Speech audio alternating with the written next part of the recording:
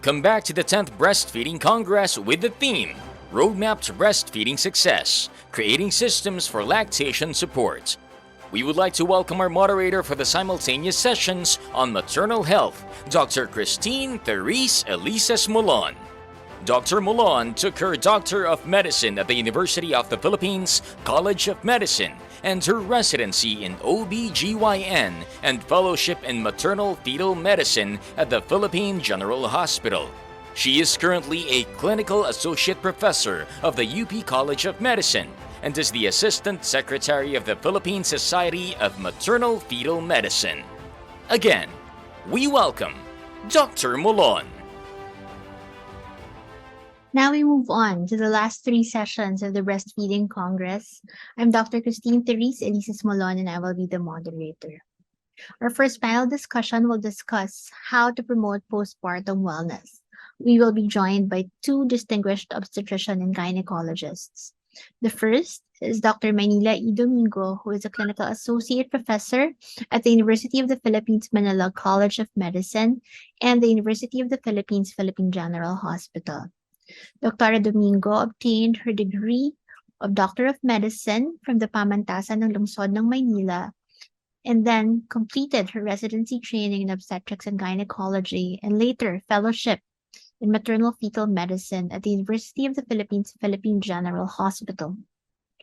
She holds a degree in Master of Science in Genetic Counseling, also from the University of the Philippines, Manila. At a very young age, Dr. Maynila Domingo was awarded the Shan S. Ratnam Young Gynecologist Award by the Asia-Oceania Federation of Obstetrics and Gynecology. She currently serves as the president of the Bayside Council on Obstetrics and Gynecology. Let us all welcome Dr. Maynila E. Domingo. Good day. I would like to thank the organizers for the honor of including me as one of the speakers for this breastfeeding congress. So we are discussing the roadmap to a successful breastfeeding, and we want to create systems for lactation support. So as part of the panel discussion, together with Dr. Cagayan, I will be discussing postpartum wellness. Again, I'm Dr. Maynila Domingo. So as mentioned by Dr. Cagayan, the WHO released a guideline indicating how we can promote or help ensure that we give adequate postnatal or postpartum care for our patients. So it was critical to define the postnatal period, and it is already discussed by Dr. Cagayan. So we know that the postnatal period is a critical time for both the mothers and the newborns. So when is it? It is defined as the period beginning immediately after birth of the baby, and it can last up to 6 weeks or 42 days after birth. It can be further divided into the immediate postpartum period, which is the first 24 hours after birth, the early postpartum period, which is up to 7 days postpartum, and the late postpartum period, extending from day 8 to day 42. So it's important to categorize this divisions because different complications and different needs may arise depending on the time. So again, as mentioned by Dr. Cagayan, there are objectives, very important objectives for adequate postnatal care. First, we want to maintain and promote not just health, but the well-being of the mother and the newborn. It is also the time when we do adequate risk identification. We should do proper assessment or screening for any other health concerns. During this period, it is also critical to prevent complications. So we know that some of the complications arise after the delivery of the baby.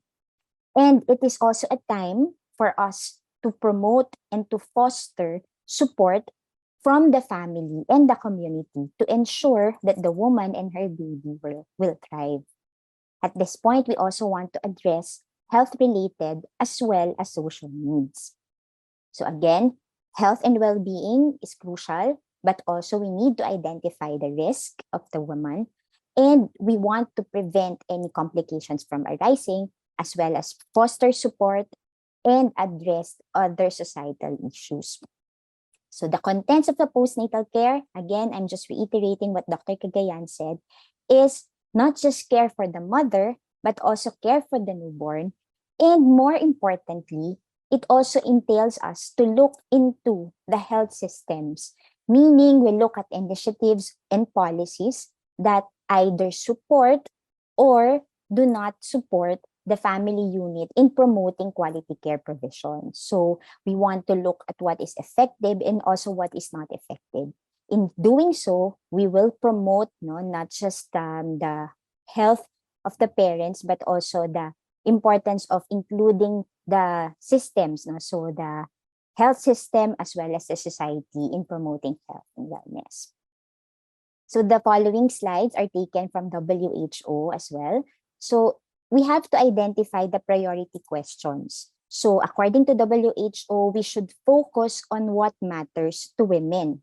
And they did a qualitative evidence synthesis and for them to be able to understand what women really want, what they really need, and what they value during the postnatal period.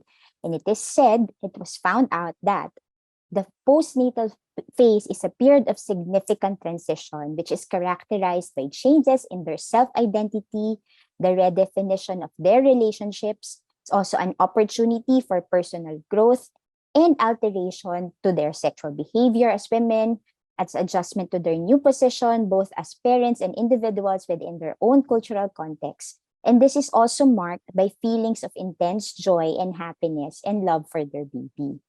So what women want is to adapt to their new self-identity, to develop confidence and competence as mother, to adjust to the changes in their dynamics as a family and in their intimate relations, and to have consistent, culturally appropriate, understandable support and information available to help them. And of course, this is often neglected, as mentioned by Dr. Gagan, but this is very important. They also want to navigate ordinary physical as well as emotional and mental challenges that comes after childbirth. So we want to give all women a positive postnatal experience. So this is the main gist of this panel discussion. How can we give all women a positive postnatal experience? So what is a positive postnatal experience? A positive postnatal experience, according to WHO, is defined as one in which women, but not just women, but also their partners, their parents, caregivers, and the entire family will receive information as well as reassurance in a consistent manner, and it is delivered by motivated health workers. So both the women and the baby's health, social, and developmental needs should be recognized. And within a resource and flexible health system, it will be delivered to them, and the delivery should respect cultural context as well. So again, emphasis, not just for women, but also for their partners, the parents, caregivers, the entire family, and consistent, proper, correct information and reassurance should be given by motivated health workers, focusing both on the women and their child. And we should, again, develop a flexible health system. So Dr. Cagayan mentioned in her earlier discussion that there are certain challenges in giving adequate postpartum care or postnatal care, which affects the postpartum wellness of all women. So one of the most important one is our breastfeeding issues. Hence, the inclusion of this topic in our breastfeeding congress. So a lot of women face really different breastfeeding issues. And we also recognize that there is lack of education, proper education, and consistent delivery of information regarding adequate newborn care, and sometimes even postpartum discharge instructions. Social support is very important, support from the partner, from the family, and from the community. And again, this is something that we might need to focus on. And most importantly, emerging mental and emotional health issues.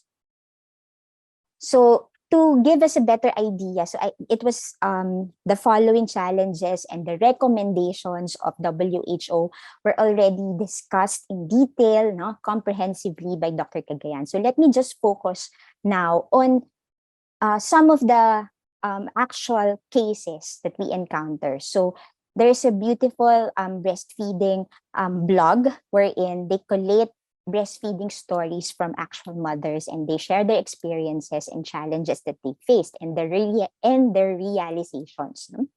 So first we have Dr. Rachel Cristina Magno Cruz.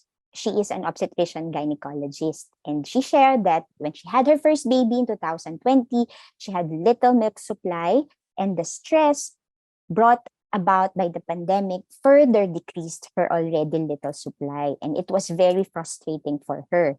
So she resolved that when she delivered again in 2022, she is determined to do exclusive breastfeeding. Unfortunately, her baby was admitted to the neonatal ICU immediately after birth and was not allowed to latch. So at that point, she said, and I quote, "I was afraid that for the second time, I might not be able to breastfeed effectively again." And then when the lactation nurse came to me, I did not have milk yet. I performed lactation massage in the room in between visits to my baby. And as soon as he was allowed to latch, I would visit the NICU every 3 hours to latch to stimulate milk production. She further said that her husband would accompany her all the time, every time that they will visit the neonatal ICU to latch and to properly position the baby. And by day 3, they already have adequate milk. They have milk, but not adequate yet. And her baby is still at the NICU at that time. So at that point, no, because there's inadequate milk, she shared that the baby got some milk from the human milk bank while she was still building up her milk supply.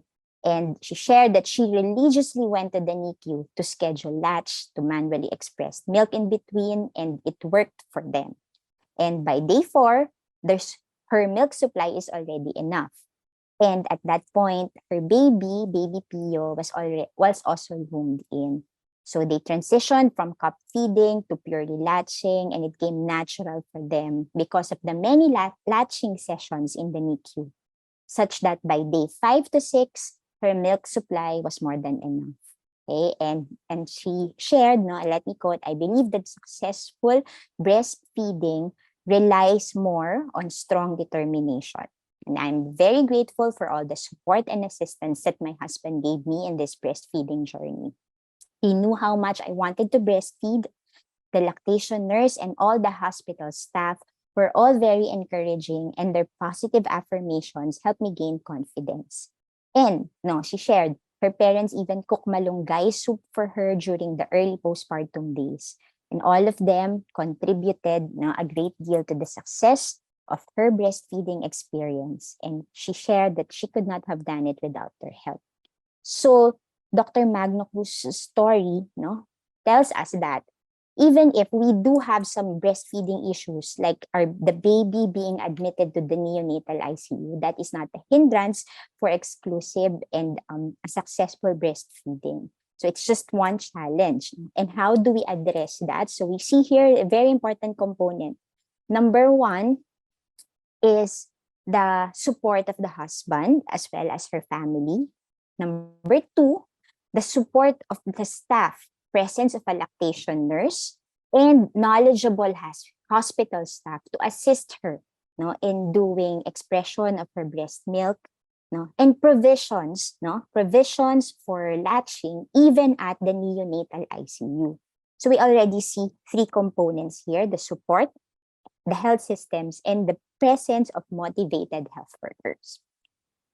Next, we have the story of Ariane Paya Paya. So she shared that breastfeeding has only been my choice from the get-go. It is safe, convenient, and nutritious. Good thing I have enough supply of milk since day 1. Though breastfeeding seemed to be the most ideal way to feed my daughter, it wasn't the easiest either. A few days after she turned 1 year old, I experienced terrible nerve pain on my right breast. It could be natural, or it could be from the e-pump I used for the first time. So I immediately consulted my OB and a breastfeeding consultant, and they advised me to take some pain reliever and supplement because they couldn't find any problem since the ultrasound result was fine. I didn't stop breastfeeding because I knew the pain was just temporary. It lasted for a month, but it was worth the sacrifice. One of my motivations to continue every time I feel tired and every time I feel pain is that I am her mother. I will sacrifice for her through the ease and pain. I don't mind working from home or staying at home most of the time. As long as she's fine, then I am fine too. Now we are still enjoying our favorite mother and daughter bonding for 30 months, our padede session. End quote. So here, sometimes the issue is not really the supply. It can come easy for some patients. We can see in Miss Paya's case that it's not her problem. No, she has a lot of milk. No, she breastfeed with ease. And I think what contributed, if we look at her story, is that from the get-go, she's motivated. So meaning she's aware that all the proper nutritions can be is available, no, for her child, no, through breastfeeding. It is safe, it is convenient. So she is motivated because she's given proper information from the get-go. And however, no, you can see that she developed pain later on, 1 year, no, into her breastfeeding journey. So that can still happen. But proper management is really important. So here we see that continuously supporting patients, continuously supporting mothers will also help them, no, achieve a successful breastfeeding journey. Next, we have Juliet. Let me quote, "I didn't get to breastfeed my eldest daughter because I wasn't well aware of how to go about it, and I didn't have the right mindset.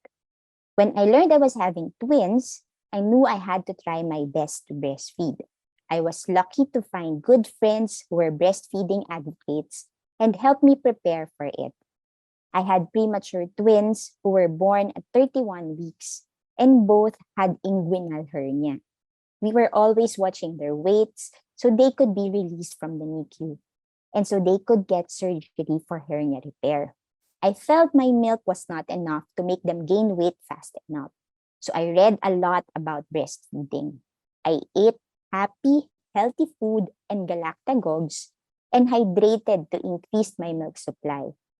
I consulted a local breastfeeding support group, Latch Davao, and they visited me at home. I got a lot of encouragement from breast friends. It helped a lot. It's very important to have a support group.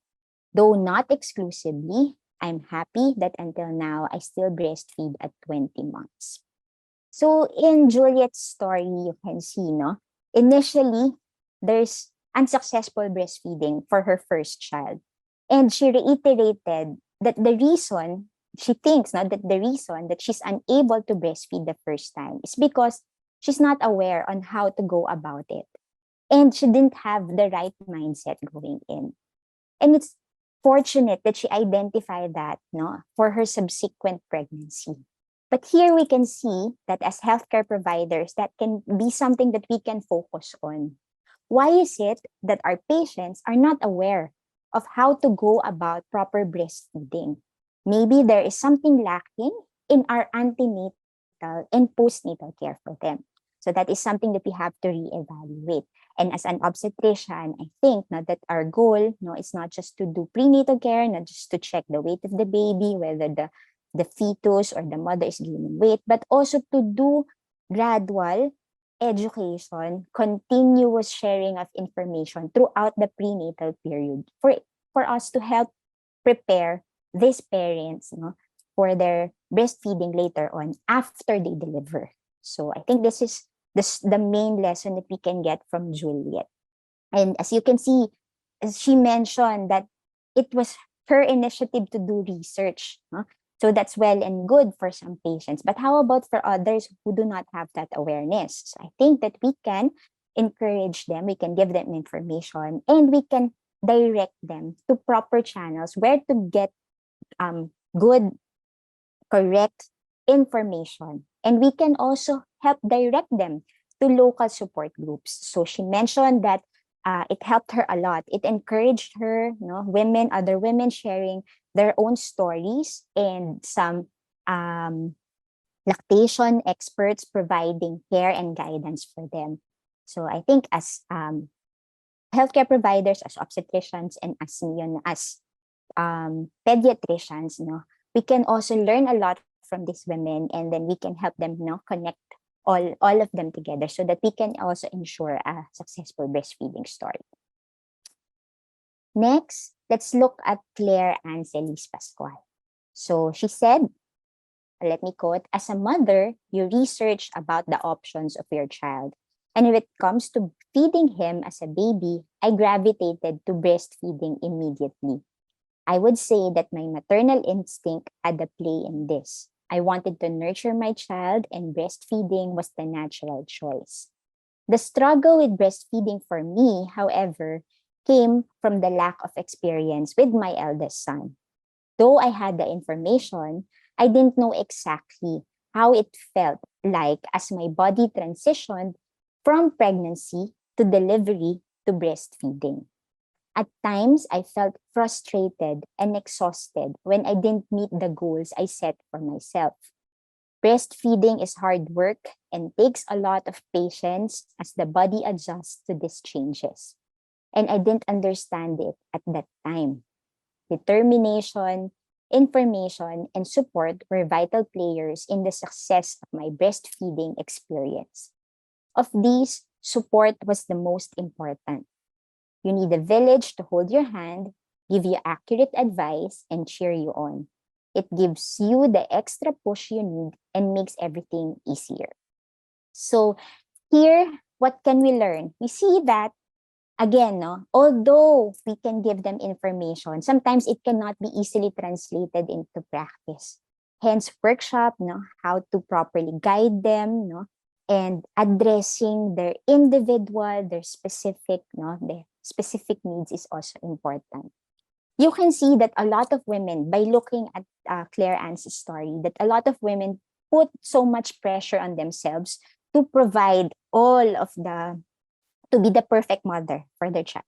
Everyone wants that. So they put too much pressure on doing breastfeeding, on giving everything that the child will want or need. So, and at times, although that is an ideal goal, but sometimes it can be frustrating for them, and they can be exhausted by not meeting these goals. And this can be a trigger for mental or emotional health issues for them. So in the Philippines, culturally, sometimes we think that mental health or emotional health is a taboo topic. We even do not routinely screen for risk of postpartum or peripartum depression. But I think it's more common than we think. Okay, so it's high time now that listening to this women's story, to also look at it. Maybe we are giving them all the information they need. We are doing demonstration on how to properly latch their child. But we are neglecting that it can be frustrating for them as well. And we are neglecting giving them emotional support. Okay? So in giving this emotional and mental support, we understand that there are limitations for healthcare providers in giving that support, particular type of support. So this is a time for us to enjoin the family, to enjoin their partners and the entire family, for recognition of any signs of mental health problems, and to give how to properly navigate that big dilemma, how to address a mental and emotional health problem. Okay, let's go to Alex story. So according to her, let me quote again, "I decided to breastfeed because of the many benefits of breast milk, especially protection from various illnesses and the irreplaceable and unique bond it gives me and my baby. However, there were breastfeeding struggles. Number one, full-time job. I tried to maximize the lactation breaks provided by the law. We only latched with breaks. High lipase milk. So expressed milk when stored changes flavor and smell. It was no big deal for my baby. I'm very thankful that she drank my stored milk. 3, perceived low milk supply. So I accepted the fact that I am a just enougher, quote unquote, and stop comparing my pump output to others posted in social media. I produce just enough, but never less than what my baby needs. And she developed mild mastitis. So this was resolved by frequent latching on the affected part and eventually healed on its own with no other intervention.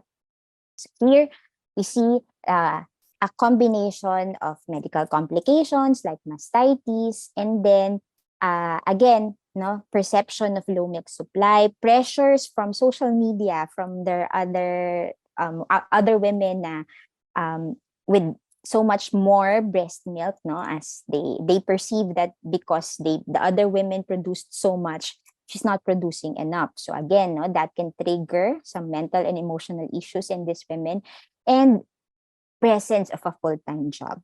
So we have to acknowledge that women nowadays, also can have a full-time job, and it can be another challenge for them to be able to do successful breastfeeding. We are fortunate that the health systems, there are already laws in place that will protect the breastfeeding capacity of women, even if they are with a full-time job. And we just have to make sure that these laws, these policies are in place. And we have to do constant monitoring and evaluation, whether sometimes these policies, these laws may need adjustment and modification depending on the ever-evolving needs of women and the ever-evolving scenario of our society. So again, constant monitoring and evaluation. So parang quality control of these policies may be useful. Okay. So looking at the different stories, so now we go back to the recommendation of WHO. So whenever we want to have our own, a local and a specific, guideline for the Philippines, for the Philippine setting. And WHO provided a good format, guideline scope. And I want to reiterate that we look at not just the what, meaning the individual interventions for each patient. So assessment, screening, preventive measures, etc. So not just on the specific interventions, although that is a very important, and that comprises the bulk of the guidelines. So we also have to look at delivery arrangements, so the what and where. So prior to sending our patients home from the delivery facility, whether it's a lying-in clinic, a tertiary hospital, when should we discharge them? And then what is the appropriate discharge instruction and follow-up, okay? We should be able to assess whether or not they are ready for discharge, identify who needs extra help, and make sure that they are aware of the places where they can do postpartum care or follow-up.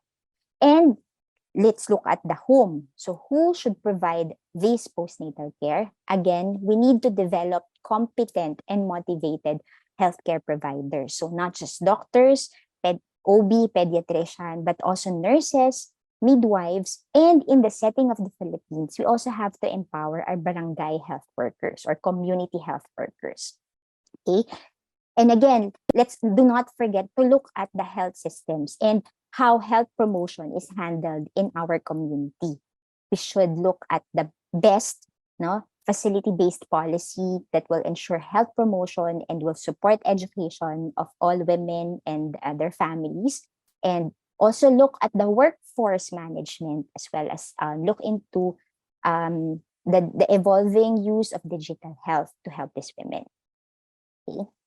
So it was mentioned that we want to focus on involving skilled and developing competence in our healthcare providers, so particularly in our nurses, in our midwives, and our barangay health workers. So came across this paper done by a Japanese group, okay, with Dr. Suplido, Dr. Liave, and Dr. Tuliao.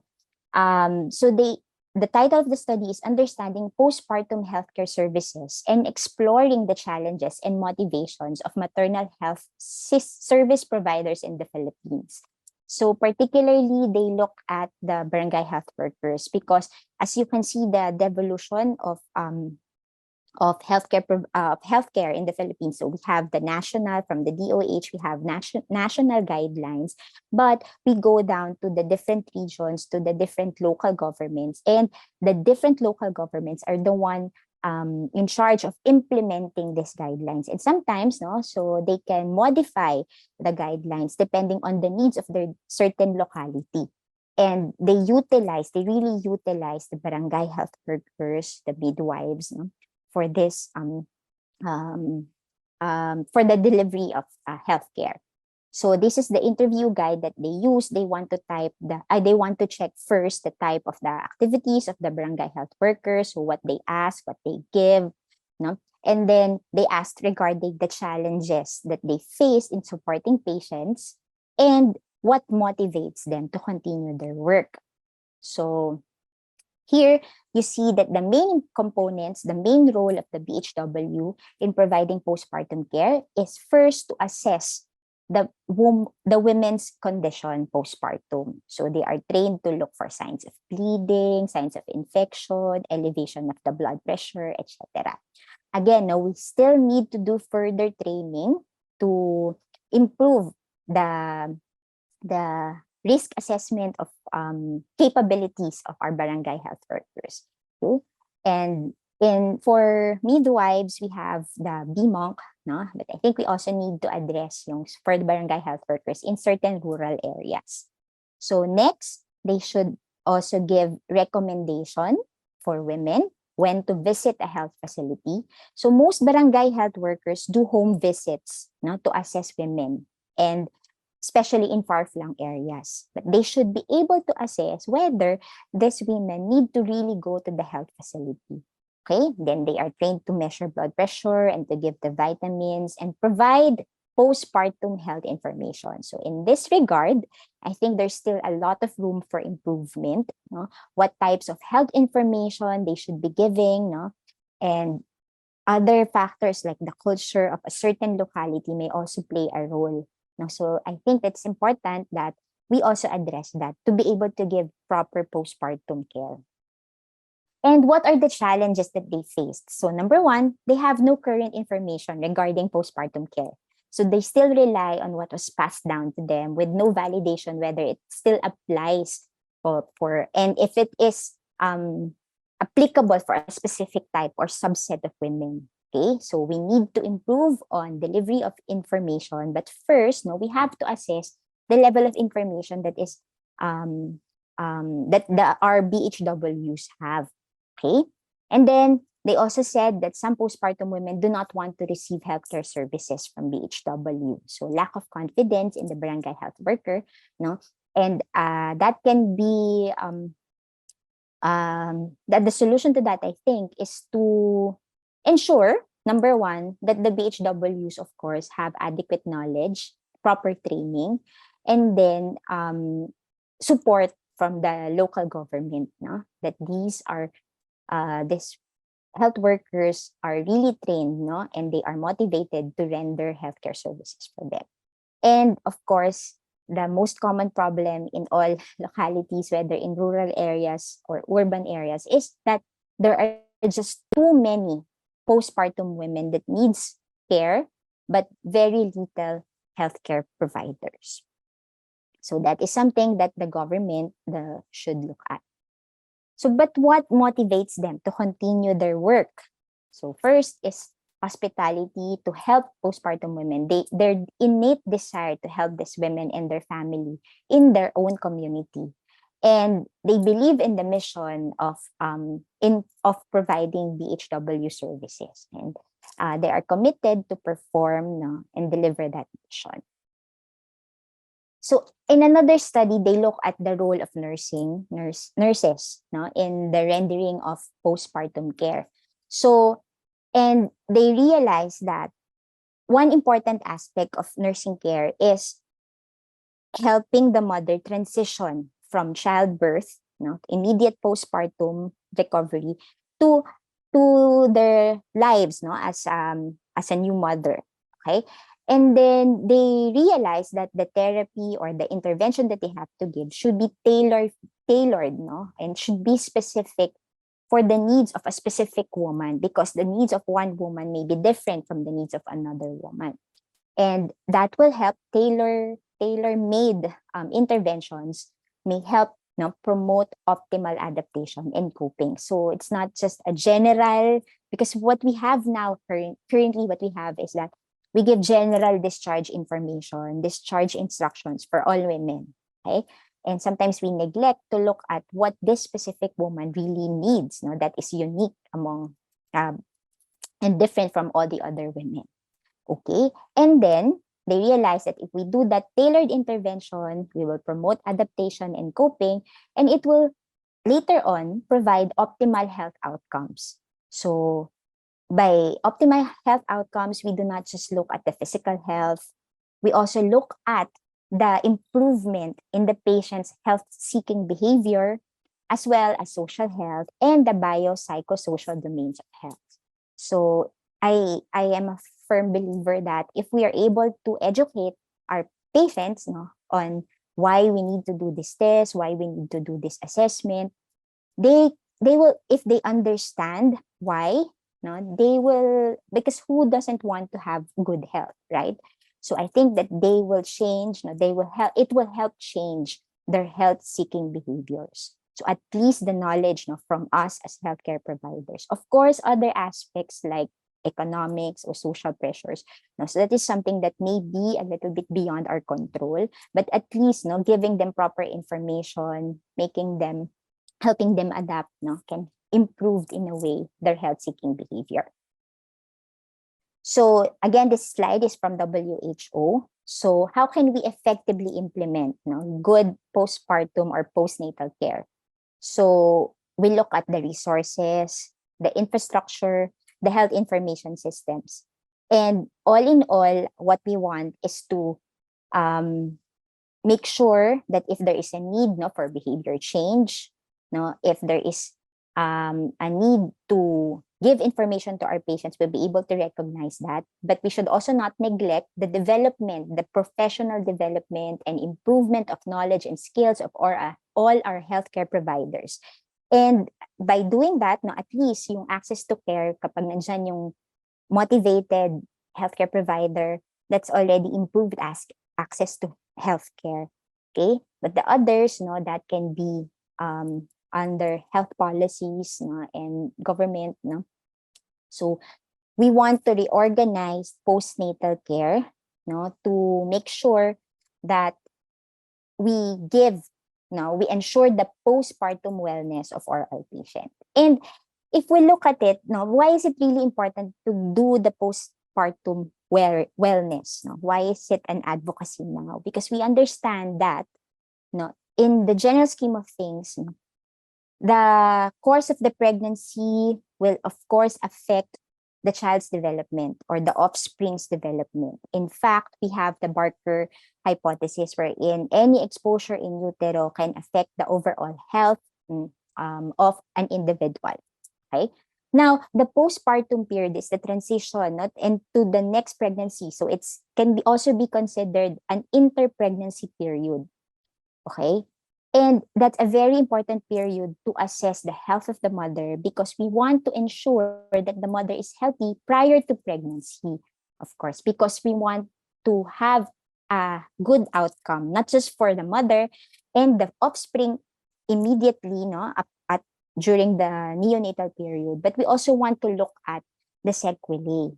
So if we ensure that the mother is healthy, we ensure that the fetus is healthy, we have a healthy pregnancy, we have a good neonatal outcome, but we can also ensure that that individual, that offspring, will have lesser health risk. So in so doing, we look at postpartum period as an interpregnancy period. We look at it as a continuous pathway, from the pre-conception, during conception, immediate postpartum, interpregnancy, and then back to preconception and pregnancy. And we want to give them adequate healthcare, but at the same time, we have to take the opportunity to promote healthy behaviors and manage any emerging risks. So when we look at the roadmap to a successful breastfeeding, postpartum period, postnatal period is a very important or crucial time. It's a very important stop in the roadmap. But again, we have to look at it as a continuum. So the postpartum period, the care is just a continuation of an adequate antenatal and prenatal care. And more importantly, we should look at the interconception care as so not just during the prenatal care, so it should go beyond, so dapat even before conception, we give our patients adequate care to ensure that they are well, to ensure a healthy pregnancy, to ensure a good outcome, and then ensure a healthy breastfeeding journey. So with that, thank you very much, and I would be happy to answer any questions. Now to join her is a well-loved mentor at the UP College of Medicine, Dr. Stephanie Faye S. Cagayan. Dr. Cagayan holds an impressive academic journey, having earned her Bachelor of Science in Basic Medical Sciences and Doctor of Medicine degrees from the University of the Philippines College of Medicine, followed by the attainment of her Master of Science certificate in Biochemistry and PhD in Health Sciences by Research, all from the esteemed University of the Philippines College of Medicine.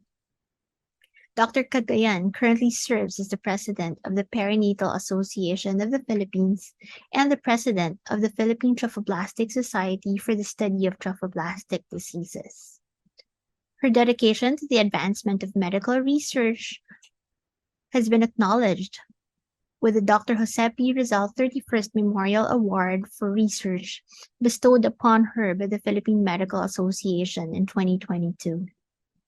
Her contributions beyond the academe have been recognized as well through numerous awards, the most recent of which are the Gawad Chancellor Award for Outstanding Faculty and Extension Service and the Gandingan Award for the most development-oriented women's program, Usapang P. Let us all welcome Dr. Stephanie Faye S. Cagayan. Good day, and I would like to thank the organizers for the invitation to talk on postpartum wellness for this breastfeeding congress. The journey to motherhood is quite different from one woman to another, fluctuating in its joys and challenges before, during, and after childbirth. All of these phases are of equal importance, but actually, the postpartum period is key to the mother's well-being, the way she will adapt to the different changes and the formation of a positive relationship with her baby and the people around her. The postpartum period is defined as the period after delivery when the maternal physiology returns to the non-pregnant state. It may also be called as the puerperium or the fourth trimester, whereas the postnatal period starts immediately after the birth of a baby and lasts up to the 6 weeks or 42 days. Okay. Some women experience guilt for not living up to the idea of an ideal mother and felt overwhelmed by sudden responsibility of caring for their babies.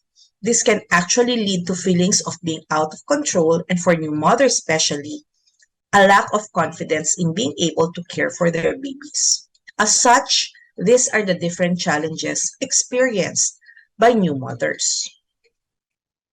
Taking care of the newborn is a full-time task that is engaged in by the mother during the postpartum period, and infant feeding, for one, is a major activity. Breastfeeding provides substantial nutritional, cognitive, emotional, and immunologic benefits for infants and their mothers. And as we have seen from this Congress, we all know the numerous benefits that breastfeeding can offer to both mother and baby. Other benefits, aside from physical health, of course, includes psychological effects such as improvement of maternal self-efficacy, with mothers reporting positive mood, less anxiety, and increased calm compared to formula feeding mothers. Beyond the psychological benefits, however, one must take into consideration that breastfeeding, which requires sustained mother-infant contact, could represent a serious challenge for those mothers who suffer from perinatal mental disorders or diseases. Consequently, depressed mothers would often report lower breastfeeding self-efficacy and tend to breastfeed less or for a shorter period of time. Postpartum care is not one isolated postpartum visit, but rather an ongoing process where there is lots of opportunities to provide services and support of and address medical and psychological issues. And of course, the WHO, the World Health Organization, aims to have a median coverage for routine postnatal care within 2 days after birth by 2025. However, as of late, it has yet to be achieved. This is aligned with postnatal care in the 2030 Sustainable Development Goal. This agenda recognizes that the postnatal period is a critical time for women and newborns, as well as for the families and healthcare workers. This is relevant because up to as high as 30% of maternal deaths may occur during the postpartum period, and 17 in 1,000 live-born babies have the risk of death during the first month after birth. So in this slide, we can see the recommendations for postpartum care and wellness by the WHO.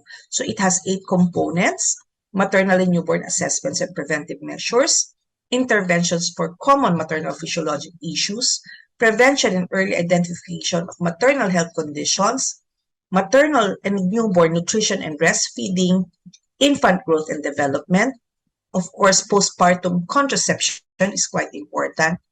And let us not forget health systems and health policies. So here, it is also included that there should be strengthened discharge processes and preparedness, and there should be interventions to support healthcare practices, care seeking, and family support in the home.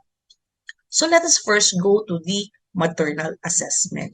So here, in the maternal assessment, immediately after birth, physiologic assessment of the postpartum movement should be done, such as presence of vaginal bleeding, the tone of the uterus, the height, temperature, the vital signs of the mother should also be taken into consideration.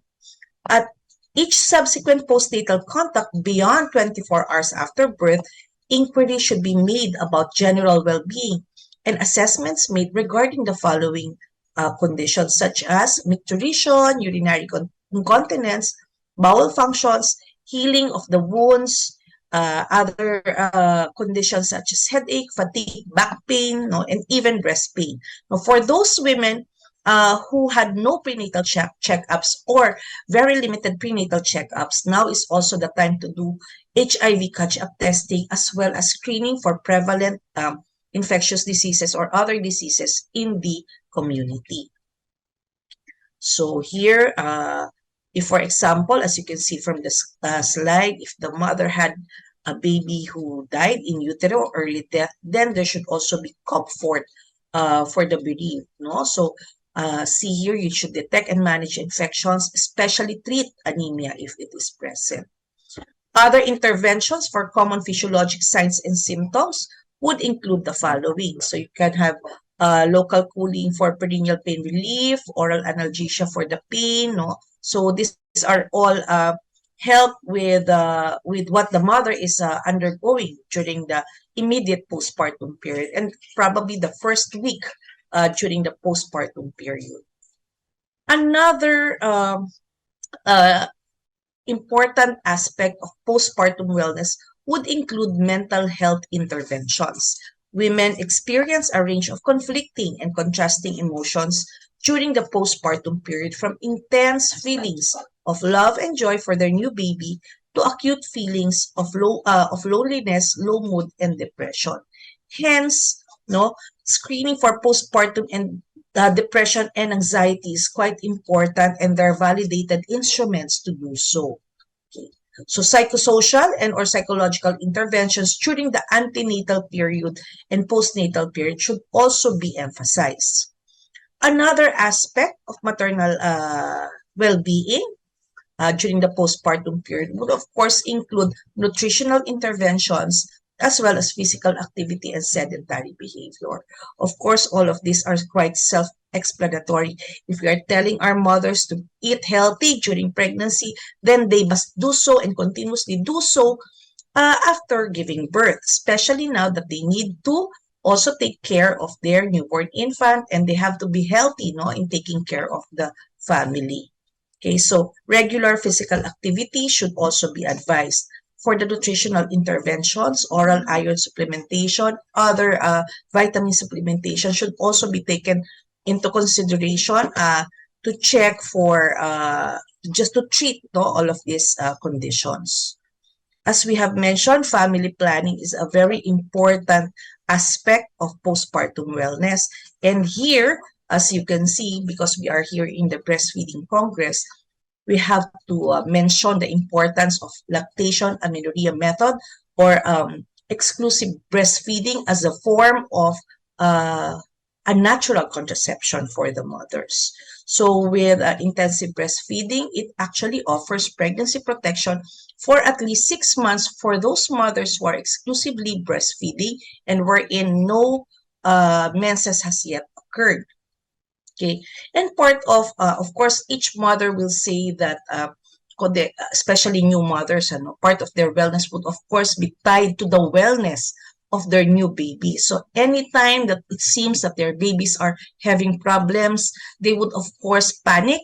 So hence, it's also important that part of the postpartum wellness will include newborn assessment. So here, you will have assessment of the newborn for danger signs such as the baby not feeding well, a further history of convulsions or tachypnea, no, fast breathing, indrawing of the chest, or just even plain fever or fuzziness of the baby. Of course, it also is needed that there should be universal screening for the eye and the ear, as well as for neonatal hyperbilirubinemia. So as well as newborn assessment, part of the postpartum wellness of the mother is really tied to how well the baby is growing and developing. So that infant growth and development is part of the things that the mother needs to learn about. And of course, the importance of breastfeeding cannot be overemphasized. And I will not be talking about this anymore because this whole Congress is really all about breastfeeding. Of course, it cannot be overemphasized the importance of government interventions and health promotion interventions and a systems approach in making sure that the mother is well during the postnatal period. A schedule for postnatal contacts, you have to have a minimum. Now the recommendation is 4 postnatal care contacts. And if, for example, the birth is in a health facility, healthy women and newborns should receive postnatal care for at least 24 hours. If sa bahay ng anak, the first postnatal contact should be as early as within the first 24 hours. And 3 additional postnatal contacts between 48 and 72 hours, between 7 and 14 days, and during week 6. Kasi sabi natin, puerperium is up to 6 weeks. Okay. It's important, of course, that the length of stay in the health facility should be looked into. Some of the studies report that postpartum wellness is related as well to how fast or how delayed the mother was discharged in the hospital, from the hospital or the healthcare facility. And here are the criteria to be assessed prior to discharge. So here it's very, very important that prior to discharge, the woman and baby's physical well-being and the woman's emotional well-being should be taken into consideration. No? The skills and confidence of the woman to take care of herself and her newborn should also be taken into account. So you have to counsel, you have to observe even the home environment and other factors that may influence the ability to provide care for the woman and the newborn in the home and care-seeking behavior should also be looked into, okay, as part of the health promotion and intervention. So there should also be approaches to strengthen preparation for discharge from the health facility. So there should be continuity of care, especially if, for example, we know that this mother is going back to the barangay wherein there are very few healthcare providers. So it's important that information provision, educational interventions, and counseling are given prior to discharge, and to improve maternal and newborn health outcomes and to facilitate the transition from the health facility to home. Educational materials such as written or digital educational booklets, pictorials or picture books for semi-literate populations and job aid should also be available. Home visits, no? So we have your barangay health workers, we have your midwives, so we can have trained volunteer community health workers that can follow up these women in the homes are also can also be used, no, for continuity of care. Okay, so you have midwife-led continuity of care models wherein a known midwife or small group of known midwives from the community supports a woman throughout the whole of the antenatal, intrapartal, and postnatal continuum. Okay, so these are also some task sharing components of post-care delivery, and this is very important to include lay health workers as well in in the the multidisciplinary approach for postpartum wellness. So, in summary, mothers would want to feel cared for during the postnatal period as they really navigate from the transition to motherhood and recover from labor and birth. As their baby's needs are met, women also need to be seen as individuals and given the space and support to adapt to their new identity as women and mothers. Not only is community and provider support necessary for a mother's personal journey, but also for us to prevent any postpartum complication. So here, as you can see, good quality of care from healthcare providers during this period should be multidisciplinary and should include the provision of consistent information, a trustful relationship, flexibility, and recognition of women's personal and cultural contexts. Of course, health policies should always be geared towards a life cycle approach for reproductive health. So with this, thank you for allowing me to speak briefly on postpartum wellness. The second panel discussion will tackle breastfeeding in the context of maternal infections. Our first panelist is Dr. Stella Marie L. Jose, the chair of the Philippine Obstetrical and Gynecological Society Subcommittee on Breastfeeding and the chair of the UP Philippine General Hospital Breastfeeding Committee. Dr. Stella Jose obtained her degree of Doctor of Medicine from the University of the Philippines College of Medicine and went on to complete her residency training in obstetrics and gynecology at the University of the Philippines Philippine General Hospital. She holds a master's degree in health professions education from the National Teachers Training Center for the Health Professions. Additionally, she has completed the training course in lactation management education program at the WellStart International, San Diego, California, USA. Dr. Jose is a visionary researcher, educator, and leader, currently holding numerous key positions that include the head of the Office of Expanded Education and Training at the Philippine General Hospital, the chair of the Curriculum Committee at the UP College of Medicine, and the co-chair of the Training Coordinators Council at the UP College of Medicine Philippine General Hospital. Colleagues, let us all welcome Dr. Stella Marie L. Jose. Welcome to the 10th Breastfeeding Congress. The Roadmap to Breastfeeding Success and Creating Systems for Lactation Support. The topic for today is maternal infections and breastfeeding. I am Dr. Stella Marie Legaspi Jose, the chair of the Subcommittee on Breastfeeding of the Philippine Obstetrical and Gynecological Society Foundation, Incorporated. The objectives of this lecture are to discuss the effects of the most common maternal infection on breastfeeding, namely tuberculosis, hepatitis B, varicella zoster, COVID-19, and HIV/AIDS. Now, tuberculosis is very prevalent in our country, and mothers who are currently taking anti-TB medications may breastfeed. The concentration of the TB medications in breast milk are too small to produce toxicity. Mothers with untreated TB at the time of delivery should not breastfeed or be in direct contact with their newborn until they have started the anti-TB meds and are no longer infectious. So that is about 1 month from the time of starting the meds. And breast milk does not contain the Mycobacterium tuberculosis.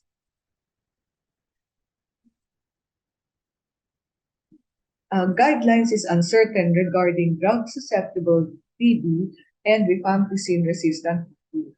Transmission of drug-susceptible TB and rifampicin-resistant TB are similar. Still, it is by droplet infection. No?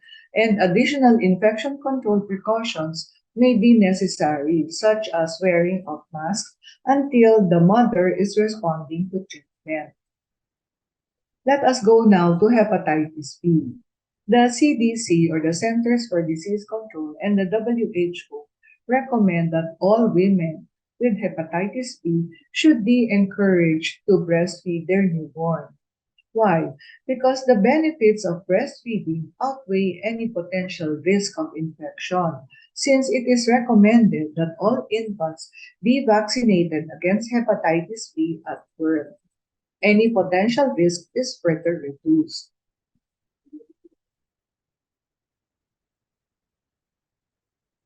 Vaccine against hepatitis B is given to a nursing mother, and it does not affect the safety of the breastfeeding infant. Breastfeeding is not a contraindication to hepatitis B vaccination, and hepatitis B vaccine is recommended along with hepatitis B immunoglobulin by injection to infants of mothers who are positive for hepatitis B surface antigen. Okay, so remember when in the OPD you take the HBs antigen, if the mother is positive, the baby should receive the vaccine and immunoglobulin at birth. Okay, so there is no difference in infection rate between the breastfed and formula-fed infants born to mothers with hepatitis B infected woman, as long as the infants receives the preventive measures, and that is the immunoglobulin and the vaccine. Now let us go to varicella zoster.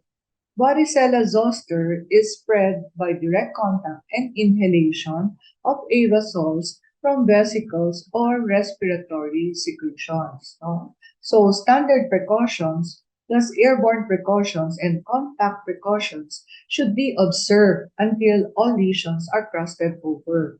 When the lesion is crusted over, it means that the varicella zoster is already healed. Shingles cannot be spread to an infant through breast milk. An immunocompetent mother with shingles may continue to breastfeed if she does not have skin lesions on her breast. That is one of my questions in my pre-test. The mother can take acyclovir tablets while breastfeeding because acyclovir passes into the breast milk in very small amounts, and it is unlikely to cause side effects on the baby. Now, the exposed individuals, 12 months or older, so can be like a 12-month-old baby, who are not vaccinated with the varicella vaccine should be given the varicella vaccine within 5 days from exposure. Here in the Philippines, it is still not available, the varicella varizig, but abroad, they receive the varizig within 10 days from exposure. Exposure of an immunocompromised individual, a pregnant woman, a hospitalized preterm infant, 28 weeks or more, whose mother lacks the evidence of immunity versus varicella. The following should receive the Varizig within 10 days from exposure. Again, the hospitalized preterm less than 28 weeks this time, or a birth weight of 1,000 grams or less, regardless of maternal immunity, because these patients are really very high risk for fetal uh, uh, a bad outcome. Newborn infants whose mothers had onset of varicella with 5 days before delivery or within 48 hours of delivery should also receive the Varizig. So this is a picture of a teenager with varicella zoster infection.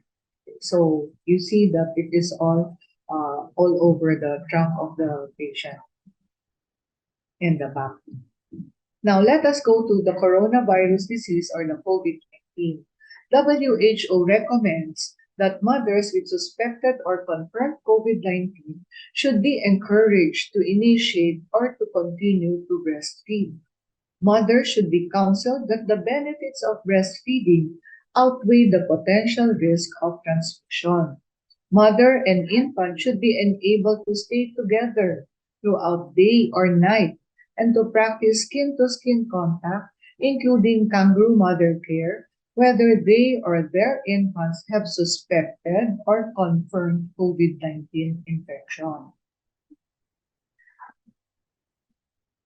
So there is a leading systematic review of evidence. This was done in May 15, 2020.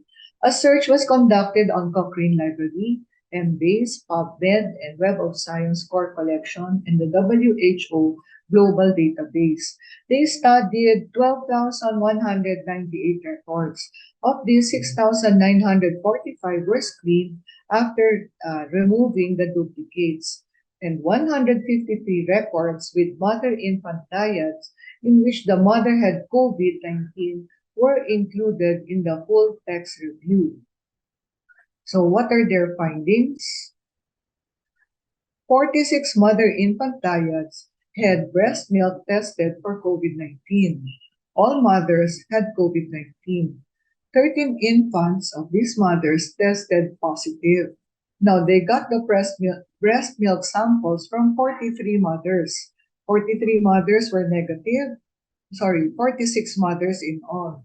Of them, 43 mothers were negative and 3 mothers were positive, but they had positive viral particles by RT-PCR.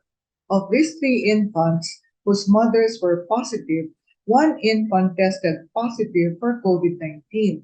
But the breastfeeding practice of this mother was not reported. So we do not know if the infant got it from the mother or from other sources. However, 2 other infants tested negative. Of this, 1 was breastfed and 1 had expressed milk. So the conclusion of this report is data is insufficient to conclude vertical transmission of COVID-19 through breastfeeding. In infants, the risk of COVID-19 infection is low, and the infection is typically mild or asymptomatic. Consequences of not breastfeeding and separation between mother and child can be significant. COVID-19 infection in infants and children represent a lower threat to survival. Adherence to infection prevention and control measures such as wearing of face masks and washing your hands immediately after holding a person or an infant represents a lower threat. These are essentials to prevent contact transmission between COVID-19 suspected mothers and their infants. So let us remember that. Now, our last topic is HIV/AIDS. So, some of you might not agree with the recommendations that I will say, but please take note of all the caveats of this one. So, for mothers on antiretroviral therapy with sustained undetectable HIV viral load during pregnancy, the risk of transmission through breastfeeding is less than 1%, but it is not zero. Remember, undetectable HIV viral load. Now, WHO created a guideline to improve HIV-free survival of HIV-exposed infants by providing an appropriate infant feeding practices and the use of ARV drugs for mothers living with HIV, and by updating WHO-related tools and training materials. So this is what I will expound on. Now, the recommendations of the 2016 WHO recommendation HIV infant feeding are the following. So, first question is, for how long should a mother living with HIV breastfeed if she is receiving antiretroviral therapy and there is no evidence of clinical or immune or viral failure, meaning these patients are well patients, no? Because there is no evidence of clinical, immune, or viral failure. So mothers living with HIV should breastfeed for at least 12 months and may continue breastfeeding for up to 24 months or longer, similar to the general population, while being supported for ART adherence. So please take note of the word adherence. So the mother should be continuously taking antiretroviral therapy drugs. The strength of this recommendation is strong. So meaning it is accepted, no? So if there is a strong recommendation, but the quality of evidence for 12 months is low and 24 months is very low. So that is because the study was done and they supported breastfeeding most of all. So the benefit of breastfeeding outweighs the potential risk. Next slide, please. Now, the second question is,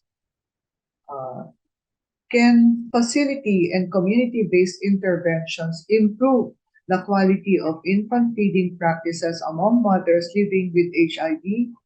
Now, the national and local health authorities should actively coordinate and implement services in health facilities and activities in workplaces, communities, and homes to protect, promote, and support breastfeeding among women living with HIV. That's why in this Congress, we really insisted on inviting the midwives, the nurses, the doctors in the community, because they are our community-based interventions, no? And the strength of this recommendation is strong.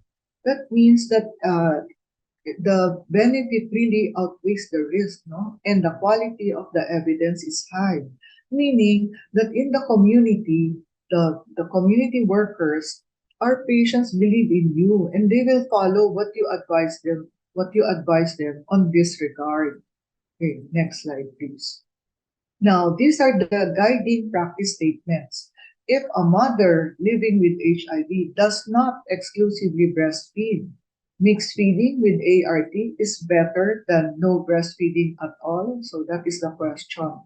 Mothers living with HIV and healthcare workers can be reassured that ART or antiretroviral therapy reduces the risk of postnatal transmission in the context of mixed feeding. Although exclusive breastfeeding is recommended, practicing mixed feeding is not a reason to stop breastfeeding in the presence of ARV drugs. Okay, so please remember that, because it used to be said that when the mother cannot breastfeed if the mother is already giving mixed feeding. That is not anymore followed, no? Because the benefit still outweighs the risk, no? As stated in this guiding practice statement. Another statement is, if a mother with HIV plans to return to work or school, is a shorter duration of breastfeeding with ART better than no breastfeeding at all? The answer is, mothers living with HIV and healthcare workers can be reassured that shorter breastfeeding or less than 12 months are better than never initiating breastfeeding at all. So it doesn't matter if you give it for less than 12 months, but the benefit of breastfeeding is really the concept that we are trying to expound here. No? So thank you very much for listening to this lecture. We welcome all your questions. The second panelist is Dr. Sally Jane G. Velasco Arrow, who is an expert in the field of pediatrics and infectious diseases.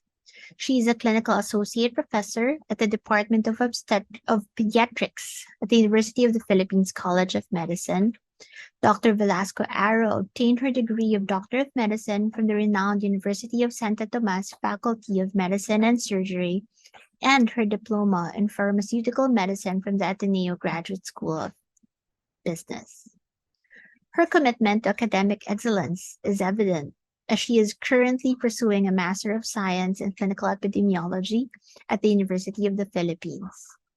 Dr. Velasco Arrow serves as the vaccine medical head at GlaxoSmithKline Philippines, where she plays a pivotal role in ensuring the safety and efficacy of vaccines. Join me in extending a warm welcome to our second panelist, Dr. Sally Jane Velasco Arrow. Congratulations to the organizers and speakers of this 10th Breastfeeding Congress, Roadmap to Breastfeeding Success through Creating Systems for Lactation Support.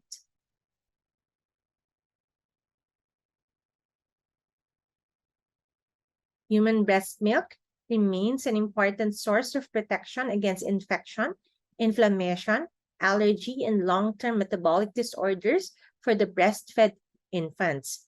In addition, breastfeeding has numerous advantages for the mother's health as well as the establishment of the mother-to-child bond. There's also mounting evidence that breast milk confers immune protection during periods of maternal infection, which makes it critical that for us doctors or healthcare providers to continue to support mothers who wish to breastfeed despite their illnesses whenever appropriate. For this session, we will tackle the value of breastfeeding in the context of maternal infections. We will be focusing on common maternal illnesses, TB, hepatitis B, varicella, COVID-19, and HIV, which can impact breastfeeding in infants. When a nursing mother presents with symptoms of an infectious disease, she has already exposed her infant to the pathogen.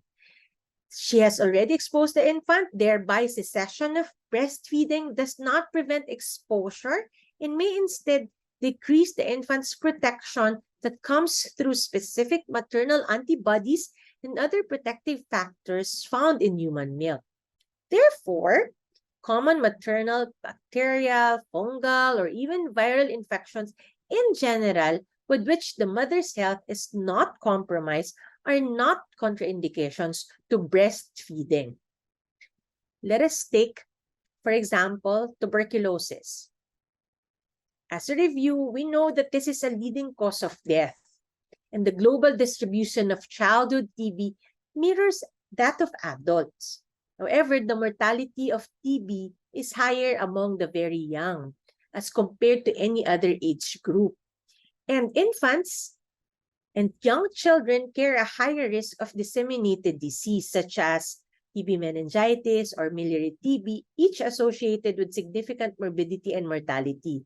So thus, age and immunologic functions are biggest drivers for the progression of the disease. But what is the main transmission mode of tuberculosis? As we know, it's more of the respiratory route. But in children, it is possible that TB can be transferred from the mother to the child in an unborn infant or before delivery. Congenital tuberculosis is transmitted to the fetus either hematologically via the umbilical vein or by the infected amniotic fluid or during delivery. However, only a few cases of congenital tuberculosis have been reported, but still possible.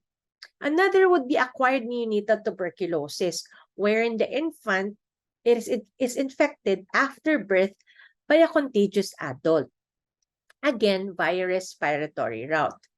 Now, question is, when there's an infected adult, an infected mother, can the child acquire the disease via the breast milk?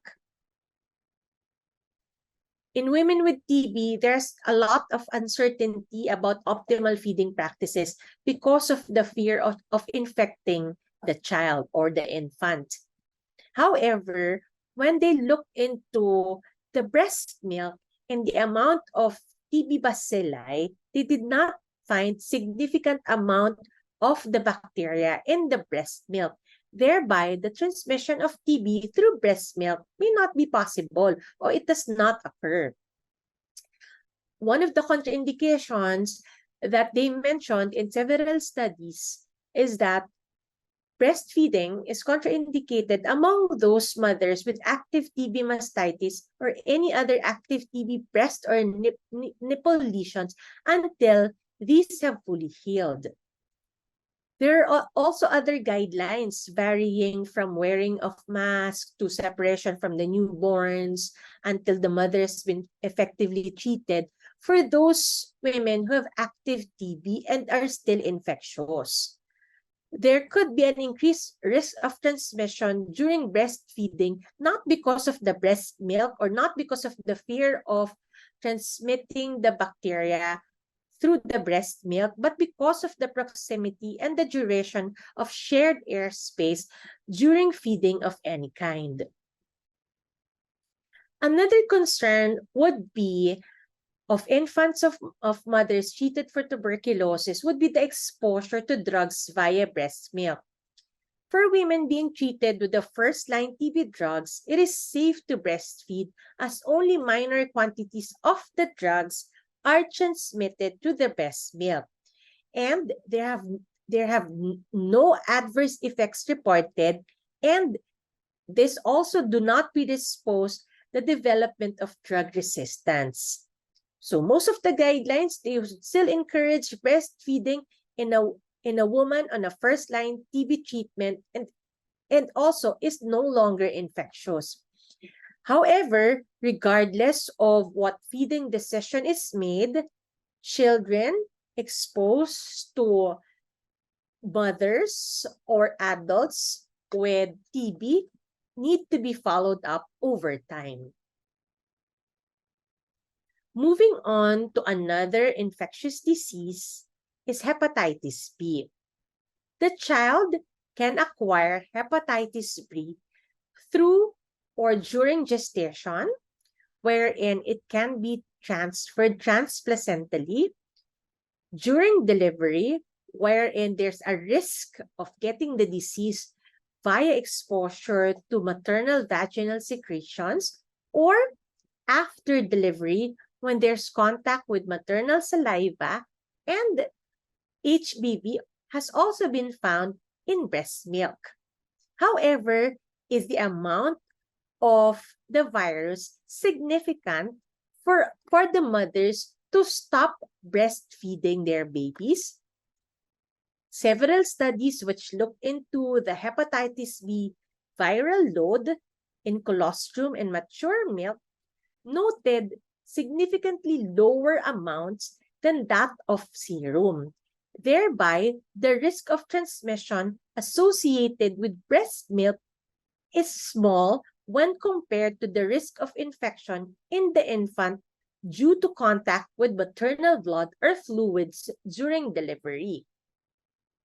Another good study, which will tell us that breastfeeding is not a risk factor for mother-to-child transmission of hepatitis B virus, is by Chen et al., which involved 546 children born to 544 HBV infected mothers, wherein 397 were breastfed and 149 were formula fed.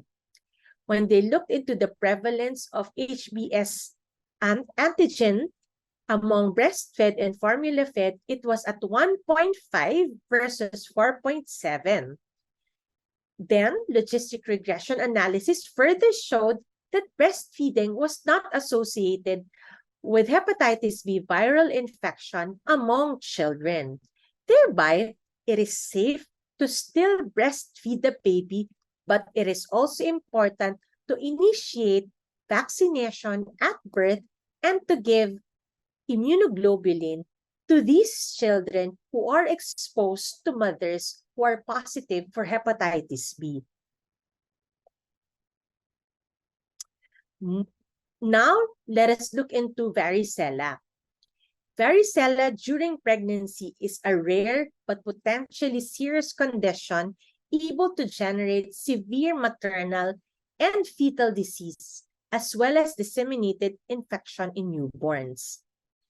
Clinical presentation and severity for the future newborn will depend on the moment where the mother contracted the virus in relation to the timing of the pregnancy. There are 3 ways of varicella viral infection or mother-to-child transmission. It can be transplacental viremia. It can be direct contact during delivery through the skin lesions, through the blood, or postnatal contamination by respiratory droplets or skin contact with the infected vesicles. But what about breast milk? There is no clear evidence that the virus is transmitted via breast milk. When a mother with active lesions plan to breastfeed their babies, the recommendation is to just have expressed breast milk and can continue giving this to the baby because, again, there's no clear evidence that the virus can be transmitted through the breast milk.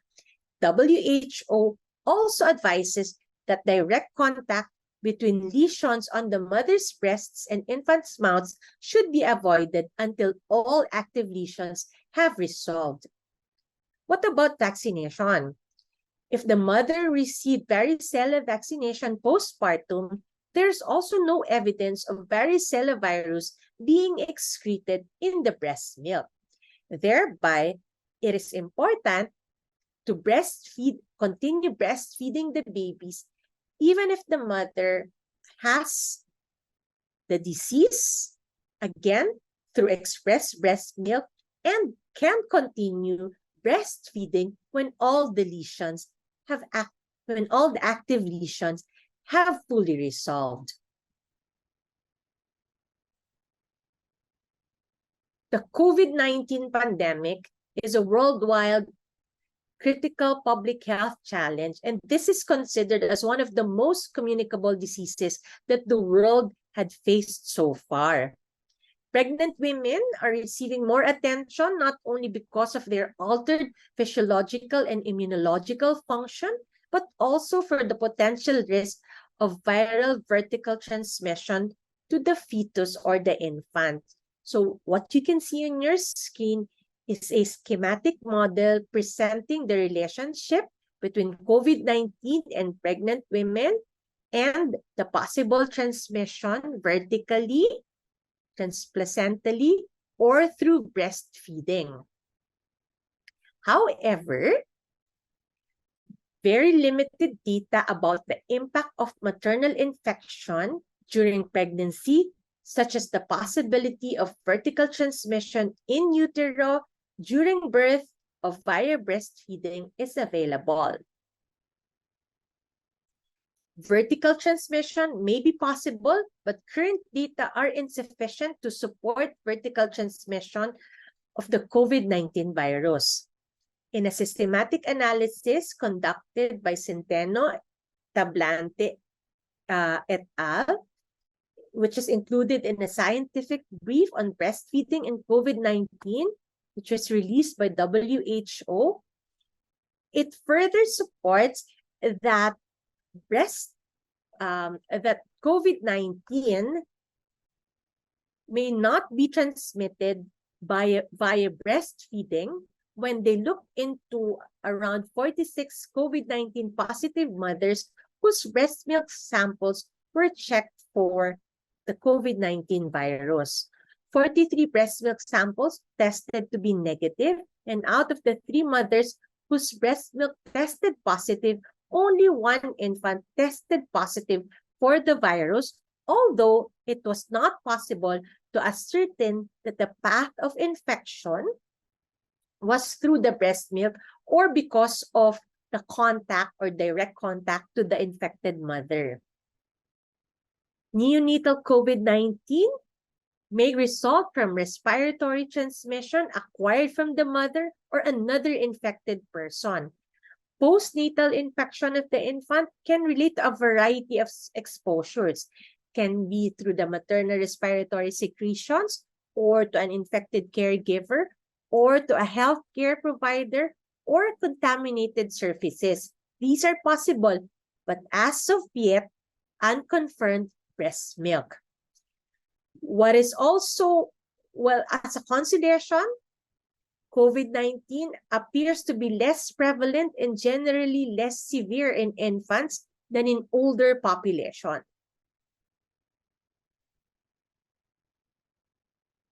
Thereby, the WHO recommends breastfeeding for all mothers irrespective of their COVID-19 status. Breastfeeding is a life-saving intervention, especially in the face of a disruption such as a pandemic. Recommendations on mother-infant contact and breastfeeding must be based on a full consideration of not only of the potential risk of COVID-19 infection of the infant.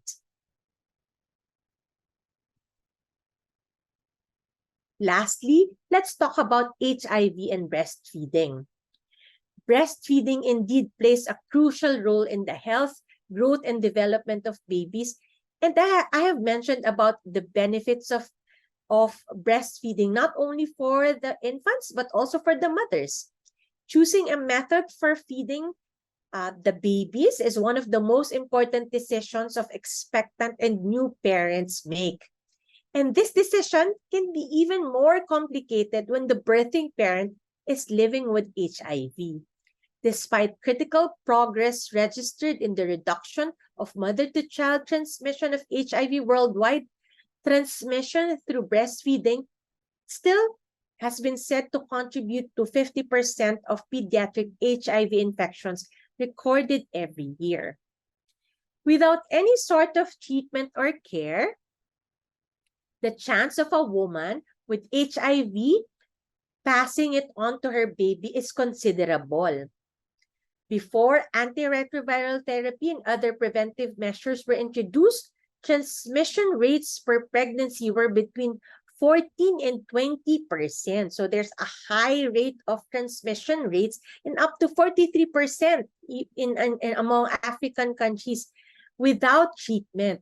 But with effective HIV treatment and a managed delivery, the risk of vertical transmission is greatly reduced. Transmission from pregnant women with diagnosed HIV has fallen significantly to 0.3% and 0.2%. Well, especially in areas where there's a high endemicity of HIV. A mother living with HIV faces the same challenges during breastfeeding as any other mother. Undetectable viral load in blood may not guarantee an undetectable viral load in breast milk. And there's a need for more research into how HIV drugs also affect cells in breast milk or breastfed infants. Mother's antibodies in breast milk can actually protect an infant against common illnesses and allergies. HIV drugs, like other medications, can also pass on to babies through breast milk. This transfer of antibodies in HIV drugs may protect an infant from acquiring HIV. However, what we do not know is that how much a HIV drug is passed on to breastfed infants, whether the amount changes throughout breastfeeding period, or safety concerns on HIV drugs may have on the child. Because there's limited studies on giving prophylactic ARVs on infants while they are breastfeeding. This is one study which looked into different methods of feeding and the risk of HIV transmission from mother to child. This is a prospective study in 2 hospitals in South Africa which involve around 551 HIV-infected pregnant women. The intervention was self-selected to breastfeeding or formula feeding. After counseling, breastfeeders were also encouraged to practice exclusive breastfeeding for 3 to 6 months. So you can see on your screen, either it's never breastfed, exclusive breastfeeders, the green one, or mixed breastfeeders. The main outcome measures the cumulative probabilities of detecting HIV over time were estimated using the Kaplan-Meier methods and were compared in these three groups: 157 formula-fed or never breastfed, 118 exclusively breastfed for 3 months or more, and 276 mixed breastfed. The results showed that the three feeding groups did not differ in terms of the risk factors for transmission, and the probability of detecting HIV at birth was similar. The cumulative probabilities of HIV detection remained similar among never and exclusive breastfeeders up to 6 months, respectively. Another study, this is more recent, looking into the prevention of transmission through breastfeeding and the efficacy and safety of maternal antiretroviral therapy versus infant nevirapine prophylaxis for duration of breastfeeding among HIV-infected women. The transmission risk when the mother was on combination antiretroviral was low, and it is as low as 0.3% at 6 months and 0.7% at 12 months. So when there is intervention, when the mother is placed on treatment, then the likelihood of a child, of an infant getting infection becomes lower or is decreased. Thereby, it is really important to counsel the mother and ensure that the mother is also taking the medications as well as giving the necessary prophylaxis, antiretroviral prophylaxis for the infant. Women should be provided with lifelong ART to reduce HIV transmission through breastfeeding, and mothers living with HIV should breastfeed for at least 12 months and can continue breastfeeding for up to 24 months or longer while being fully supported for ART adherence. If deciding to stop breastfeeding, then mothers should do it gradually over 1 month. Now, if the mother would want heat-treated express breast milk, they can do so, especially in special circumstance, such as a baby is low birth weight or is otherwise ill during the neonatal period and unable to breastfeed.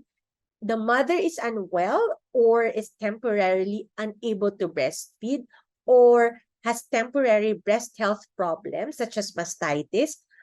To assist mothers in stopping breastfeeding, that is also important. And if antiretroviral drugs are also temporarily unavailable, then heat-treated express breast milk is acceptable. What about when mother would opt milk formula? Mothers known to be living with HIV should only give commercial infant formula as a replacement if it can be assured that there's safe water and sanitation at the household level and in the community level. The mother or the caregiver can reliably provide sufficient infant formula milk to support the normal growth and development of the infant. The mother or caregiver can prepare it cleanly and frequently enough so that it is safe and carries low risk of diarrhea and malnutrition.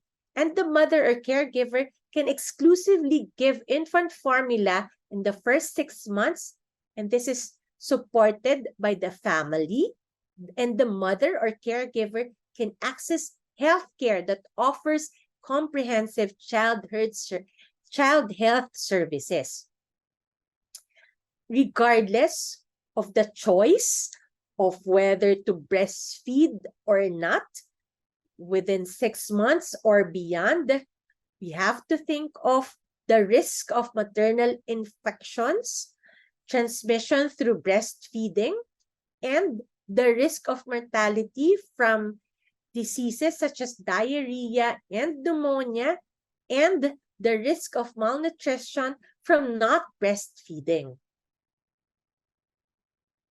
Our end goal, whatever is chosen in a mother that is sick and the possibility of transmission of the disease to the child, whether to breastfeed or not to breastfeed, whatever is chosen, a happy, healthy, and well-fed baby is our goal. And with that, I would like to thank you for your active listening. Thank you very much. It is my honor to introduce our last speaker, Dr. Ryan B. Capitulo. He is an Associate Professor 2B at the University of the Philippines Ramon Magsaysay Memorial Medical Center, College of Medicine, and is the Chief of Clinics at the Justice Jose Abad Santos General Hospital. He earned his degree of Doctor of Medicine at the UP College of Medicine and went on to complete his residency training at the Philippine General Hospital. Later, his fellowship in Pediatric and Adolescent Gynecology at the Philippine Children's Medical Center. His pursuit of knowledge extended beyond medical expertise, as Dr. Capitulo also holds a diploma in health professions education from the National Teachers Training Center for the Health Professional and a degree of Master of Science in Global Ethics from the co-sponsored program by 3 renowned institutions: the Universidad Anáhuac in Mexico, the UNESCO Chair in Bioethics and Human Rights, and the Ateneo Pontificio Regina Apostolorum in Rome, Italy. His vision for effective healthcare leadership was demonstrated through his attainment of a Master in Public Management and Health Governance from the Ateneo de Manila University School of Government. Dr. Capitulo was bestowed the International Fellowship Award by the International Federation of Obstetrics and Gynecology, or FIGO, and the Shan S. Ratnam Young Gynecologist Award by the Asia-Oceania Federation of Obstetrics and Gynecology, or the AOFOG. Please join me in giving a resounding welcome to our esteemed speaker, Dr. Ryan B. Capitulo. Hello, everyone. I would like to thank the organizers for inviting me once again to be part of our Breastfeeding Congress. For this year's edition, I'll be talking about teenage pregnancy and their challenges in breastfeeding. In connection with this presentation, I have no conflict of interest to disclose with any companies. According to our latest statistics, there are a little over 10 million adolescent girls in our country. These are girls aged 10 to 19 years old. And sadly, 1 out of 10 live births in our country now are to adolescent moms. Yes, there was a slight decrease from 2016 to 2020 in terms of the number of adolescent births, but still, 157,060 babies born to teenage mothers is still a huge number. It is a public health concern and something that we really have to address. Moreover, according to UNFPA, the Philippines has the highest adolescent birth rate in the ASEAN region. We have a birth rate of 47 births per 1,000 women aged 15 to 19 compared to the global rate of 44 and the ASEAN rate of only 33.5. So it is a very high rate for our country. Why are our teenagers getting pregnant? According to the Young Adult Fertility and Sexuality Study 5, or the YAFS 5, conducted in 2021 and published in 2022, this is the reason why they are getting pregnant. 27%, or almost 1/3, or a little over 2.7 million young teenage girls in the Philippines have had sex already. And among all the teenage girls also in our country, 19%, or close to 2 million of them, have become pregnant already. They also noted that the highest teen fertility is in Davao, the BARMM region in Eastern Visayas, while the lowest teen fertility rates are found in Mimaropa, Ilocos, and Bicol. These findings of the YEFS-5 study are also alarming. They said that only 90%, actually that's a good number already, 90% of pregnant teens have received prenatal care, but we know very well that teenage pregnancy is a high-risk pregnancy. So we want all of them. We want this percentage to be close to 100% of teenage pregnant women receiving prenatal care. And look at the next statistic. 73% only had at least 4 prenatal visits.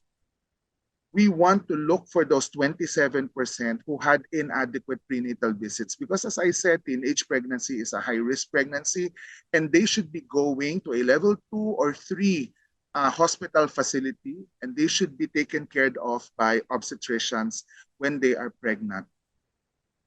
Look at the other statistics. 10% had pregnancy complications, including hypertensive complications, low birth weight babies, preterm deliveries, pre-labor rupture of membranes. These are the pregnancy complications that they noted among pregnant teenagers. 5% of them also had preterm deliveries, so they delivered to premature babies, and 8% delivered via cesarean section, which is good, no? Meaning many of them, majority of pregnant teenagers are delivering vaginally. But still, as I said, this is a high-risk pregnancy, so you should expect some pregnancy complications, and this is something we have to discuss with the pregnant teenager also. What's also alarming is this. YAFS-5 found out that 29% of teenagers who delivered received no postnatal care. And among those who delivered also, only 78% of them received breastfeeding counseling. So only 29% received postnatal care. So 71% of them had no postnatal care, during which we discuss also breastfeeding, right? During which we assess if they are able to breastfeed their babies properly. So 71% of them we are unable to assess because they received no postnatal care. 78% of them received breastfeeding counseling, which is good.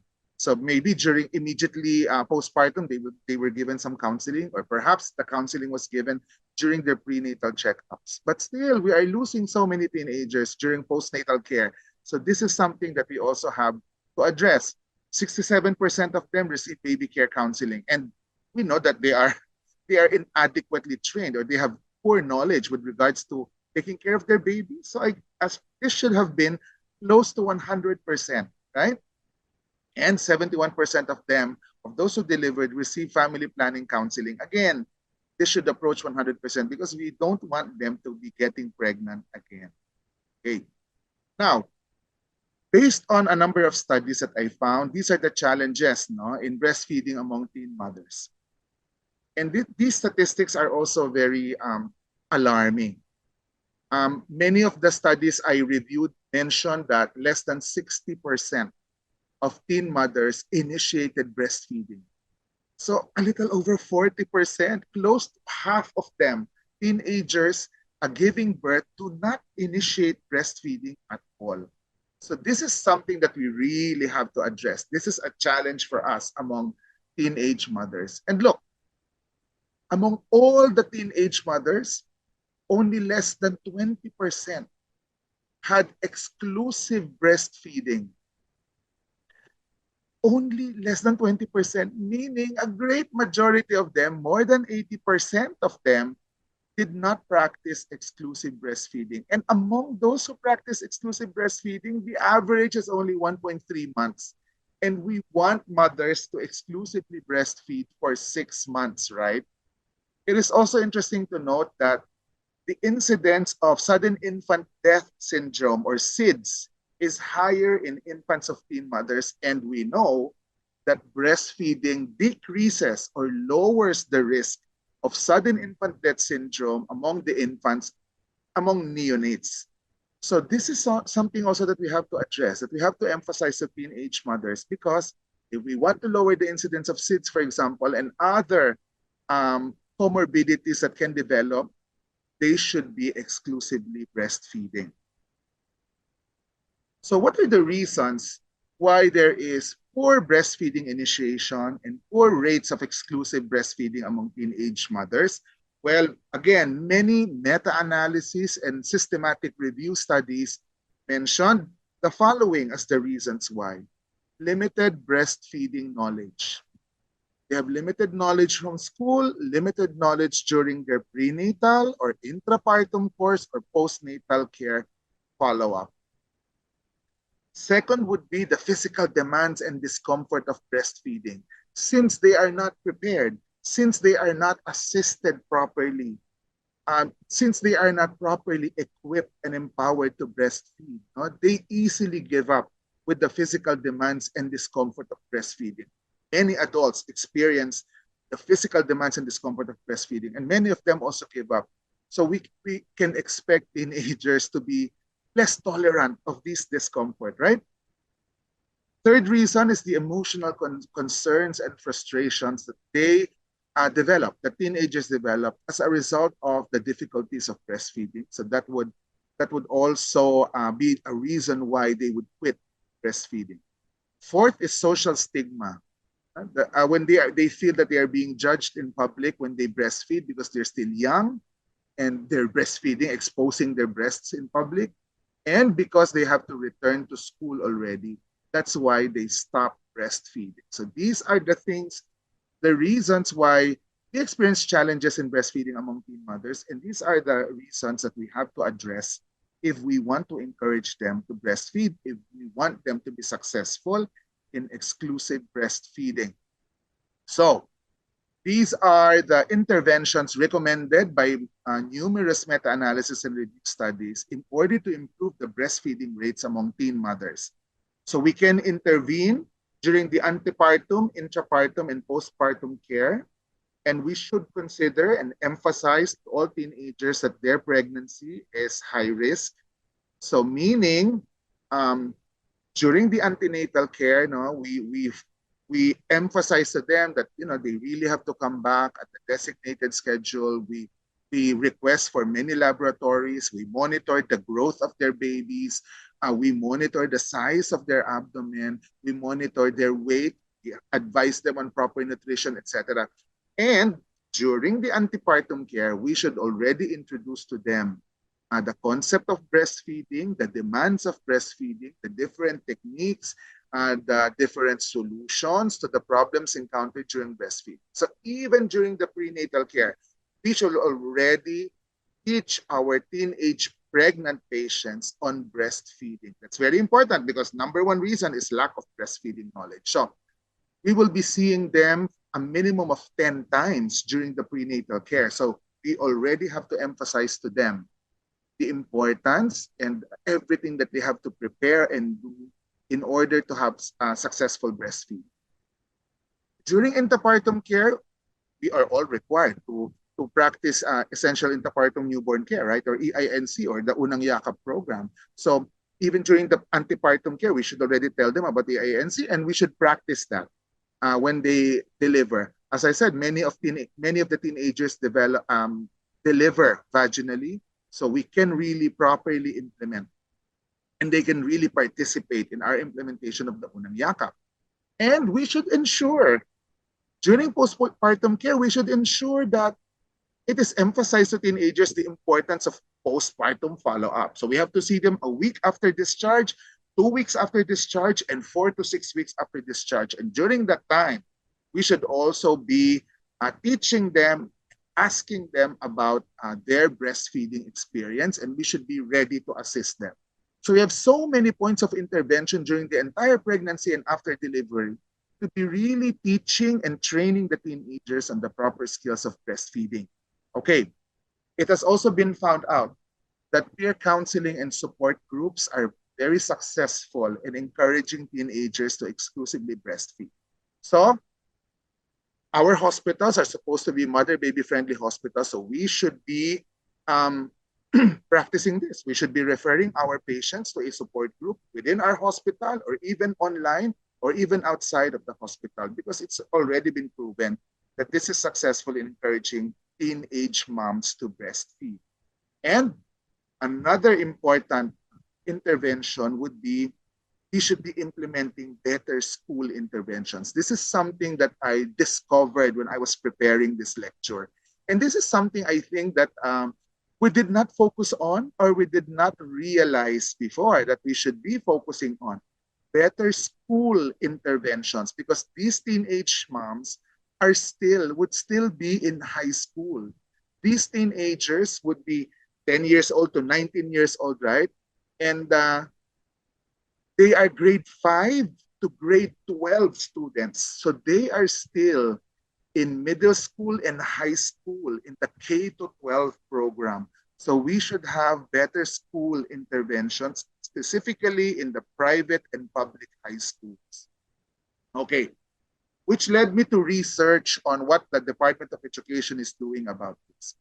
As early as 2010, a year after the promulgation of the expanded Breastfeeding Act, Republic Act 10028, the Department of Education already issued a memorandum to all schools that they should implement the expanded Breastfeeding Act of 2009. Okay, they already encouraged all schools, all public high schools, and I suppose the private high schools also, to implement that, meaning they should include breastfeeding in their curriculum. And not only that, they should also have lactation stations in their schools. But in 2021, I found a memo, again from the DepEd, but this time for the NCR, reiterating the department order that is asking all of the schools not to strengthen the integration of breastfeeding education in the curriculum, and to set up and sustain the operation of lactation stations in schools, and also to implement EO 51, of course. But this is something very new to me, because I haven't seen a high school with a lactation station. Even if we can consider schools as the workplace of the teachers and non-teaching personnel. And the law is actually requiring all workplaces, right, to have lactation stations for their employees. So what I did was, I called some of the high schools around our hospital, some of the high schools near my home. I called a total of 7 high schools with female students, and none of them had lactation stations, even for their teachers and non-teaching personnel. When I asked them where the nursing teachers would have, or the breastfeeding teachers would express their breast milk, some of the schools said that they do it inside the faculty room. But we all know very well that all workplaces should be accredited by the DOH as a mother-baby friendly workplace, right? But they seems to be not implementing this in our public high schools. Among the 6 high schools that I called, no, one is a private school. And even in that private school, they don't have a lactation station. But upon my search of the internet, I saw this article from Ateneo Senior High School, no? And just this year, only this year, they opened, or they launched, a lactation room in the Ateneo campus. So kudos to Ateneo Senior High School for opening a lactation room in their school, or a lactation station in their school. I would just like to remind all of you, of the implementing rules and regulations of the Expanded Breastfeeding Act, mandating all workplaces to have, first, look at Section 9, a policy on breastfeeding. I think this is something that DepEd should look on, should review rather, because all high schools should have a policy on breastfeeding. And the policy should not only include nursing or lactating employees. The policy should also include nursing and lactating students. They should have a policy for all those who are nursing and lactating in their premises, in their school. Again, DepEd should also review Section 10 if they are really implementing it. because having a lactation station would further reinforce what they are supposed to be teaching in the curriculum. And it will also encourage teenage mothers who go back to high school to continue breastfeeding because they can go to the lactation station and express their milk, keep their milk in the refrigerator and bring their milk home after their classes, right? Again, DepEd should look at Session 11, workplace compliance with the milk code, and Section 12 of the implementing rules and regulations, because lactation periods should also be provided to nursing or lactating students. Even the IRR of DOH only says nursing employees. But I think this should be revised to include even the nursing or lactating students in the high schools. And this is a very important intervention because I think this will really encourage the students to continue breastfeeding even if they have to return to school. So even the students should be given a break within the duration of their classes so that they are able to express their breast milk regularly in the lactation stations of that school. Of course, that school should have a lactation station first, and the correct policy to include even the students, not just their employees. Okay, back in 2014, DOH already published this infographic or reminder for all schools that they should integrate infant and young child feeding in the curriculum. They should enforce the milk code in the schools. They should place posters, brochures, and other information in their premises, and they should establish lactation stations. I think DOH should put pressure on DepEd to implement this law even in our schools because we want to, to really we want to assist these teenage moms to be able to continue expressing their milk and to continue feeding breast milk to their children. Okay, I also went to the DepEd website to check out their curriculum for breastfeeding and take a look at this. They are teaching breastfeeding among grade 3 and grade 8 students. I think for me, grade 3 is too young, for them to understand breastfeeding well, because grade 3 is 8 years old. This is the curriculum of grade 3, and it says here in number 2, breastfeed infants exclusively from birth up to 6 months, then give appropriate complementary foods while continuing breastfeeding for 2 years. I'm not sure if 8-year-old kids will be able to understand this and retain that knowledge until they become mothers when they're adults. Not sure. But they are teaching it in grade 3, and this is the curriculum for grade 8. Grade 8 is 13 years old. So grade 8, they are teaching all of these things: maternal health concerns, pre and post-pregnancy, pregnancy-related concerns, maternal nutrition and pregnancy, even Apgar scoring among newborns, essential newborn care, initiation of breastfeeding, advantages of breastfeeding, etc. So this is the curriculum for grade 8. I think DepEd should revisit their approach to teaching or incorporating breastfeeding in their curriculum. I would suggest that they include it in the higher levels, now from grade 5 onwards. I don't think they should stop at grade 8. Perhaps they should continue teaching about, pregnancy prevention, breastfeeding from grade 5 to grade 12, I think, because they stopped at grade 8.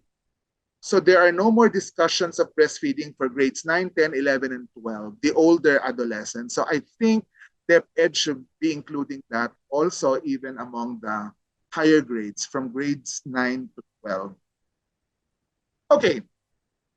In summary, we don't want teenagers to be getting pregnant, but the reality is they are getting pregnant. We should do everything really to prevent them from getting pregnant. I for one, advocate teaching them, not to have sex, abstain from sex until marriage. That's my number one advocacy. And I have a program that I go around the Philippines teaching teenagers not to initiate sex at that age, But the government also has other programs to prevent teenage pregnancy. So that's our number one goal. But if they become pregnant, we should be teaching them on how to take care of their pregnancy. We should be teaching them that teenage pregnancy is a high-risk pregnancy, that they should be seen by obstetricians, they should be cared for by obstetricians, and then we should teach them properly on breastfeeding knowledge and breastfeeding skills so that they will be successful in breastfeeding their babies.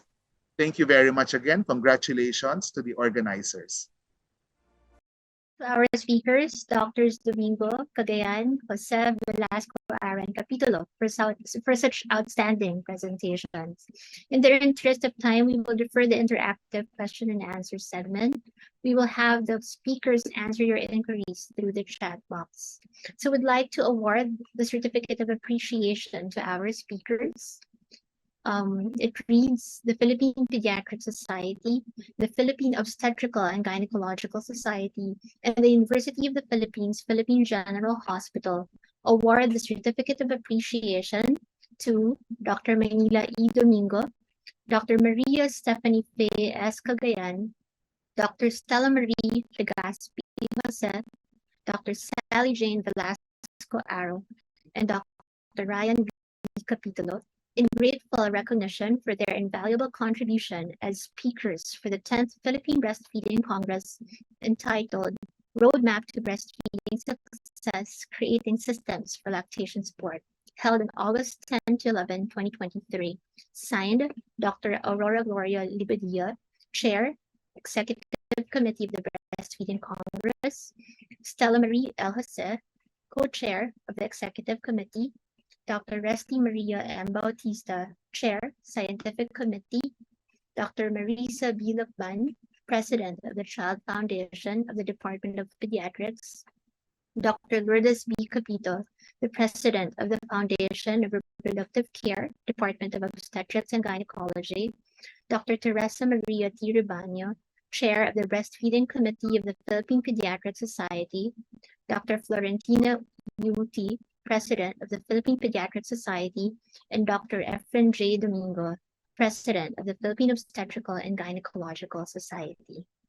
Thank you, speakers. I'd also like to thank the organizing committee of the Breastfeeding Congress for giving me the honor of moderating this simultaneous session. Thank you very much. So before we end, we'd like to have some reminders.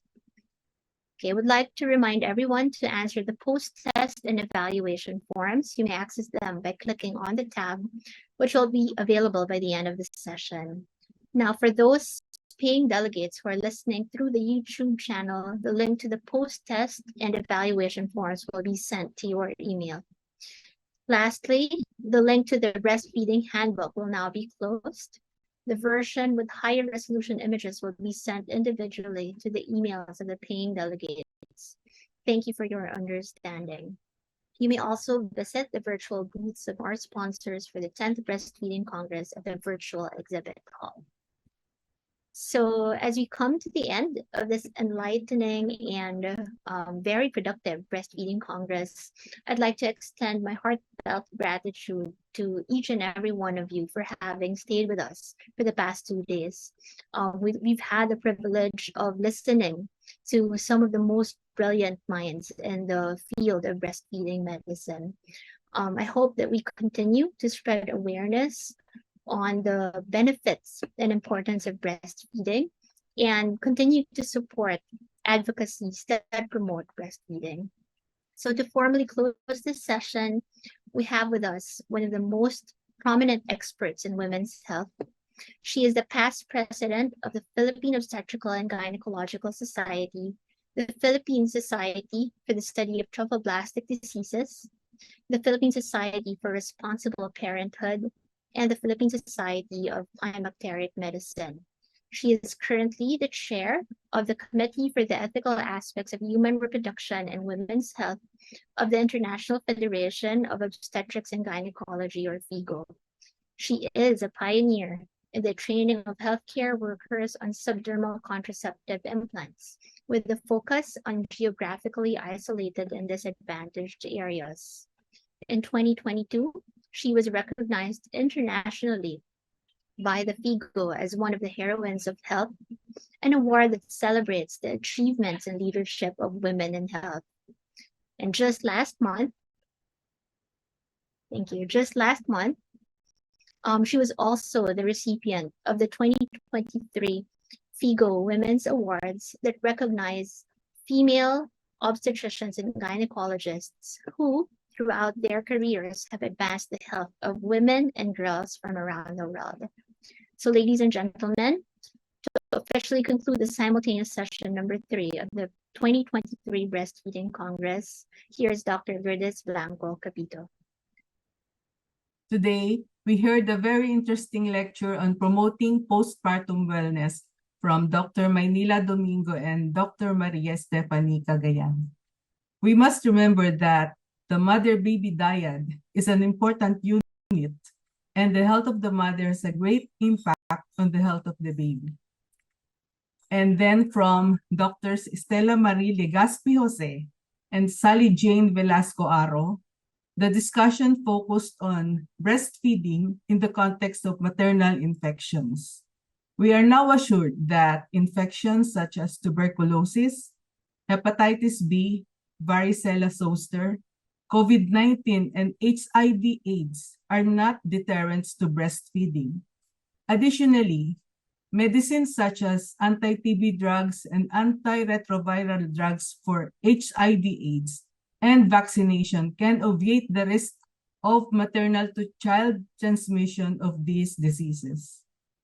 Lastly, from Dr. Ryan Capitulo, the alarming rise in the statistics of teenage pregnancy is a wake-up call to parents and us, healthcare workers. This population of teenage pregnant girls are at risk to maternal complications like preeclampsia, premature births, dystocia, and sexually transmitted infections. As obstetricians, we must safeguard their well-being by giving them good and complete prenatal care. All these lectures are well appreciated for the knowledge we have all gained, and that will help us improve our care for our patients and their babies. Thank you to all our lecturers, all experts in their field, and thank you all for listening.